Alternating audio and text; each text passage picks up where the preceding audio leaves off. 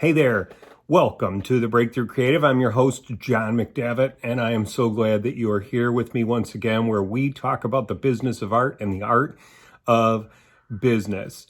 This show is for creatives who want to make a living from whatever it is that they create. And so I am going to share with you today a philosophy that I have used throughout my career, and I use it today. And if you haven't heard of it before, if you don't use it, if maybe once I reveal it, you don't think it's possible, I'm going to tell you not only why it's possible, but it's something that you should be doing right now today, okay? All right, you ready? So the philosophy is earn while you learn. You could flip it around. You could learn while you earn. It is like a philosophical palindrome, okay? I don't know if that's a real thing, but I just made it a real thing. So you can earn while you learn while you earn. And you're saying to yourself, well, wait, how can I make money while I'm figuring something out? Got a little secret for you. It is what everybody does. Everybody who is working, who count themselves as a professional, they are earning a living and they're figuring it out as they go. Sure, there is some kind of foundation there, but everybody is figuring it out as they go. Do you think that Steven Spielberg, when he directed Jaws, was a fully formed product? He wasn't. He was figuring stuff out, okay? One of the biggest mistakes that he made on that movie was that he shot it out in the ocean, because nobody did that because of weather and trouble and budget. And you know what he ran into? Weather and trouble and budget. All kinds of problems with doing that.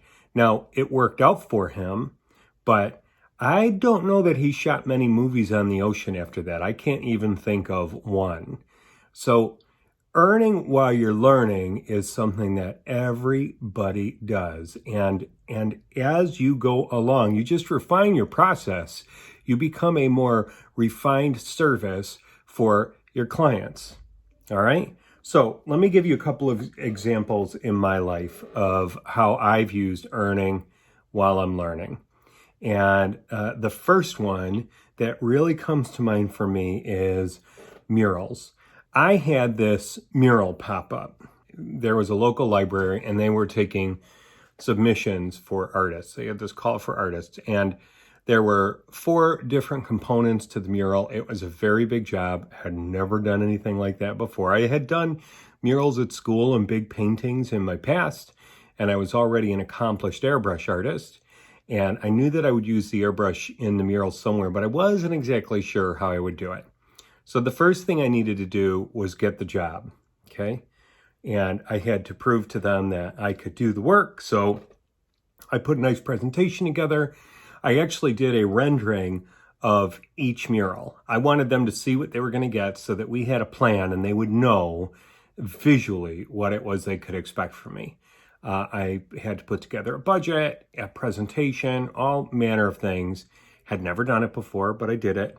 And I, would ask questions to mentors and people like who might be in the know to figure out, how can I actually make this go? How can I win this thing?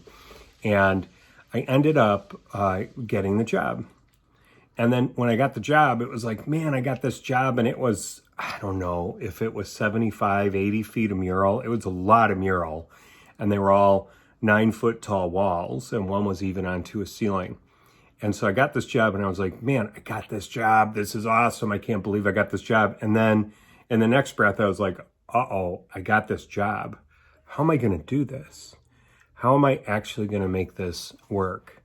Well, I thought, I've got a year, because at the time, they get all their eggs in a row early. And it actually ended up being a little bit longer than a year because they were doing some new construction, a build-up that I was going to paint in.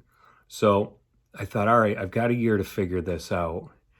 I think what I'm going to do is I'm going to go paint murals in residential for clients, for kids' rooms, for whatever it is they want. And I remember I actually went to 2 of my friends who are accomplished artists in their own right.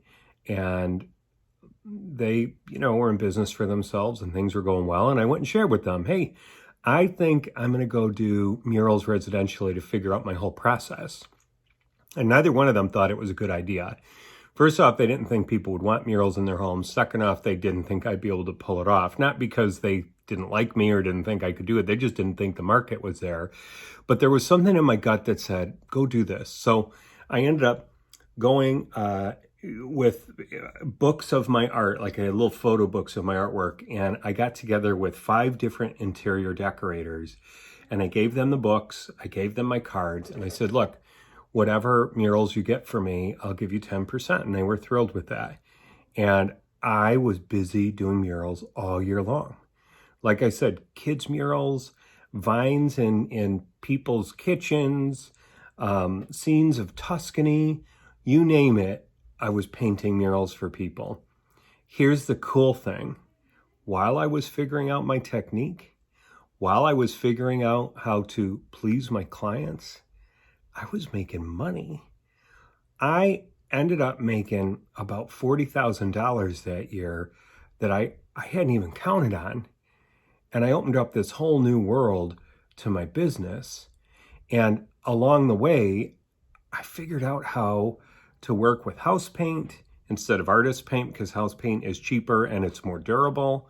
If people are going to be touching it, all this and that. And I figured out how to varnish the walls. I figured out how to communicate a full breakdown to a client, especially when they don't know what they want, when they want a mural and they don't know what they want. So I had this master class in murals, and it was like a class I signed up for where I didn't have a teacher. The teacher was the experience. The teacher was the clients. The teacher was the buying the paint. The teacher was designing the mural. The teacher was executing the mural, and I was getting paid. And, I learned, hey, I want to get half of my money up front, half upon completion. And I didn't have any issues with any of my clients. It was absolutely amazing. So that's one example of earning while you learn. Another one is shortly after this mural, I was not working on the computer yet. And up until that point, the interface with Adobe Illustrator and Photoshop on a computer just really didn't float my boat. I just couldn't see the reason why I would get into it at that point. Probably because I'm more of a painter. I'm more of an illustrator type of an artist. And, graphic design wasn't something I really had pinned my hopes on. But I got this Mac, and I thought the interface was going to be a lot better, and I was right, it was. And I bought a little Wacom tablet for the side, and I had Photoshop and I had Illustrator, and I was so green as far as computers went. I remember I turned this thing on, and the screen was only blue. There was no other color on the screen. Well, that's because I didn't have the R and the G plugs in. It was RGB, and it was just, I didn't know how any of that stuff worked, but I finally figured that out. And still, I had this $3,000, for lack of a better term, at the time, a paperweight. But I just knew I needed to have that Mac in my life. I needed to have it. And I had some clients I was doing work with. And at that point, these were product development clients. At that point, when I went in and I would do work for a new client, I'd wait a project or two. And then after I got to the end of that, I would ask them if there was anybody else in the building. It was a big company. Was there anybody else in the building that they thought I might be able to help? And they would introduce me to new clients. So I kind of had these free clients that would just pop up in this one organization. So I suppose that's another lesson, is to be opportunistic. And if you can help one person at a company, maybe you can help 30 at the same company. And they were going to introduce me to the licensing person. And so the licensing person was somebody who'd be in charge of rights that the company would get from a certain entertainment group like Disney or Pokemon. I can't even think who owns Pokemon. And then, if it was Disney, you could get licensing rights for Thor from Marvel, or you could get Star Wars, or you could get, whatever, you name it. and put it onto product to sell, right? Because people want what they know, they want the stories they like. And so this person came around the corner and they were introduced to me, and they asked me, do you work in Illustrator? Well, I had Illustrator. I did not know how to use it. So I said, yeah. And she handed me a disc, and it had all of this, I think it was Pokemon. She had all this Pokemon licensed art on it, and she gave me a list of product that she needed me to design for, and I think she emailed me a bunch of die lines. And I went home and I worked for a week. I don't even know how much I slept. I worked a lot figuring out Adobe Illustrator because I didn't know anything about vector. I didn't know anything about any of that stuff, but I had it and I believed I could figure it out. And so I went to town and I earned while I learned. And now Adobe Illustrator is like, I know it like the back of my hand. It's one of my primary programs that I use to do product development or lay out packages for clients or even illustrate with it. It's such a great product. And I don't know that I would have known it that well if I hadn't had that introduction to it. I mean, I boldly stepped into it. So it's another example of earning while I'm learning. And the more I learned about Illustrator, the more I could actually use it to serve my clients. So it was a wonderful, wonderful experience for me. And man, I'll tell you, there are times though, I was sweating it because I had to figure it out, and I didn't know what a die line was. I didn't know what layers were. I didn't know what C or M or Y or K were. I had to figure all of that out. And YouTube, I don't even think was around at the time. There was an awful lot of stuff that I had to figure out on the fly. And it's part of the business. And earning while you're learning, man, it's not for the faint of heart. I remember it might have been a year or so ago, I was listening to an entrepreneur being interviewed on a podcast, and he said that growing a business and being an entrepreneur is like flying a plane at 40,000 feet while you're building it.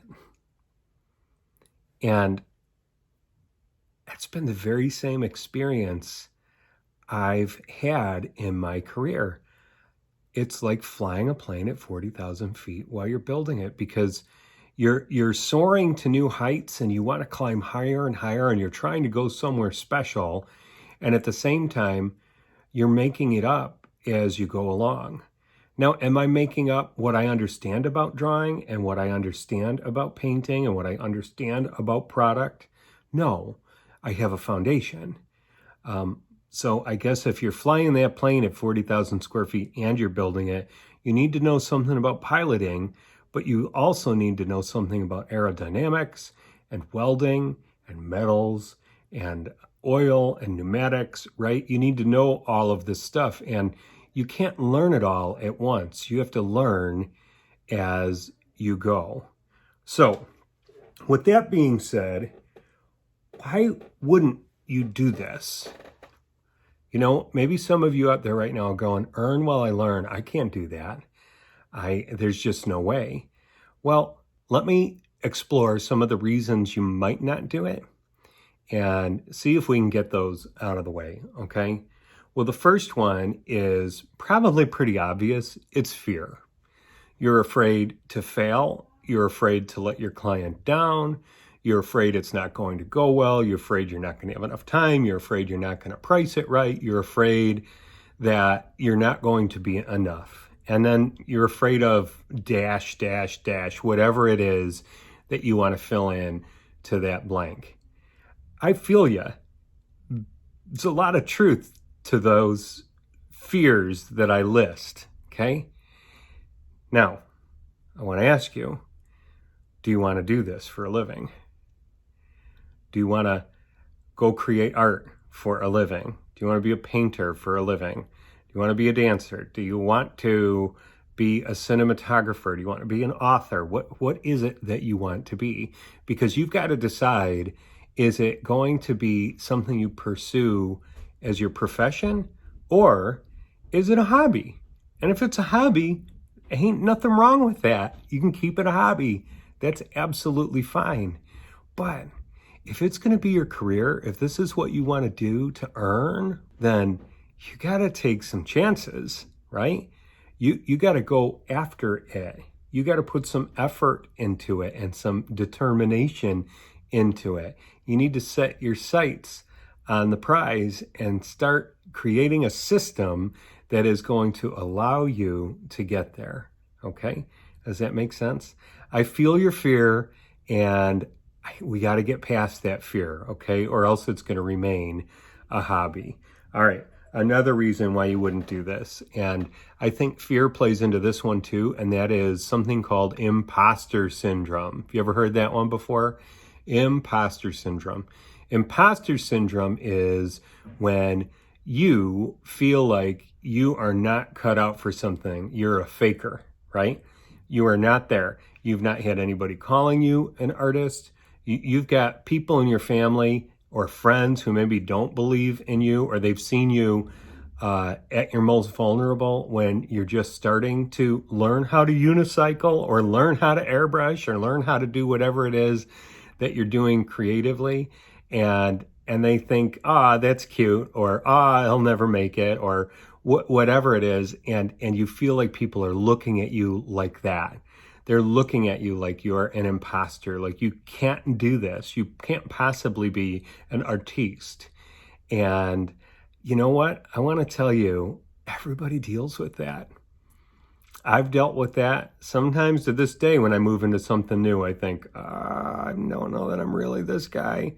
But you gotta commit to it as well, right? It's like getting beyond your fear. You have to step into your professional and creative identity as an artist and present yourself that way. And it's going to feel weird. It's going to feel awkward because it's new and it's different. And people are just starting to get the idea that this is who you're going to be. But trust me, embrace it. Embrace this creative professional identity in this part of your life. And you won't even think twice about it after some time. Okay? And then the final reason why you might not do this is your pedigree. You know what a pedigree is? It would be like having your degree from school and going into a business saying, well, I have my master's in such, and that says that you are accomplished, at least at the academic level. And people want to take a chance on somebody who shows that kind of accomplishment. Maybe you don't have a degree. Maybe you think that piece of paper is the answer. Well, I'm here to tell you it might be, but I'm also here to tell you that it doesn't have to be. I don't have a degree. I don't have a degree in airbrushing. I don't have a degree in Adobe Illustrator. I don't have a degree in product development. And I have nothing against degrees. I'm just telling you that there's more than one way to get there. I have had people who've wanted to hire me for jobs, and once they found out I didn't have a degree, they weren't interested anymore. But that was for like a job. They were going to hire me, right? And so there's something in the corporate world where if you don't have a degree, it's frowned upon. I don't know what it's like now. I haven't tried to get a job in a long time. But I have never gone into a meeting corporate where I am showing my work, or we're going to brainstorm, we're going to do whatever we're going to do, and they've asked me for my degree. Nobody cares. They just want you to solve their problems. So I'm here to tell you, if you can solve people's problems, that is your pedigree. You don't need the other stuff, okay? If you've got the other stuff, it's great. I'm thrilled for you, and kudos, right? It's good. It's good to learn, and it's good to be educated. I'm all for that, but I wouldn't let it hold you back if you're not. Are those 3 points reasons for you not to go and earn while you learn? Because if they are, you got to take a serious look at those and go, yeah, I don't think I'm ready. And foundationally, do you have the basic skills, the talent, the desire, the wherewithal, the commitment to solve your clients' problems, and you're going to earn while you learn, and you're going to be learning while you're earning. Well, I think it's something really powerful to take a look at, because it can propel you further in your career very quickly, because you start to learn where you're at in the scheme of things. You know, why do we take tests in school? We take tests to measure where we are at developmentally, right? What do we know? How do we explain what we know? What can we do with what we know? Well, this is kind of the same, because you're going to get out into the professional world, and you're going to have to problem solve, and you're going to be tested every day to see if you can meet the needs of your client. What problems are you solving for them, and how well are you doing it?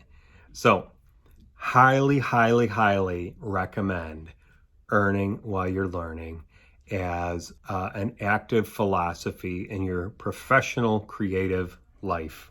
All right? It has served me really well. I believe it can serve you really well.